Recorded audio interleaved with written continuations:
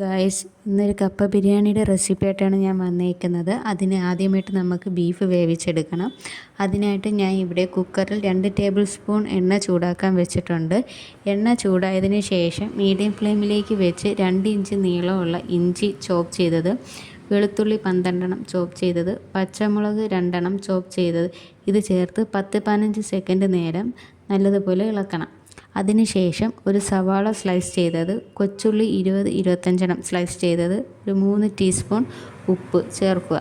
ഇനി സവാള ഒരു ഗോൾഡൻ കളർ ആയി വരുന്നത് വരെ തുടർച്ചയായി ഇളക്കിക്കൊണ്ടിരിക്കുക. ഇതുപോലെ ഗോൾഡൻ കളർ ആയതിനു ശേഷം മല്ലിപ്പൊടി 3 ടേബിൾ സ്പൂൺ, മുളക് പൊടി 1 ടേബിൾ സ്പൂൺ, മഞ്ഞൾപ്പൊടി 1/2 ടീസ്പൂൺ, ഗരം മസാല 2/2 ടീസ്പൂൺ ചേർത്ത് 10-15 സെക്കൻഡ് നേരം നല്ലതുപോലെ ഇളക്കണം. അതിനുശേഷം ക്ലീൻ ചെയ്ത് വെച്ച ബീഫ് ഇതിലേക്ക് ചേർത്ത് വെള്ളം 1/2 കപ്പ് ഒഴിച്ച് 1/2 ടീസ്പൂൺ നാരങ്ങ നീരും കൂടി ചേർത്ത് നല്ലതുപോലെ ഇളക്കി യോജിപ്പിക്കുക. അതിനുശേഷം കുക്കർ അടച്ച് വെച്ച് ഒരു 5 വിസിൽ കേൾക്കുന്നത് വരെ ബീഫ് നല്ലതുപോലെ വേവിച്ചെടുക്കുക.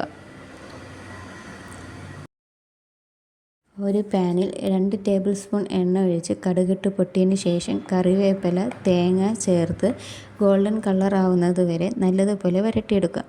അതിനുശേഷം നമുക്കിനി ബീഫ് ആയിട്ട് മിക്സ് ചെയ്തെടുക്കണം.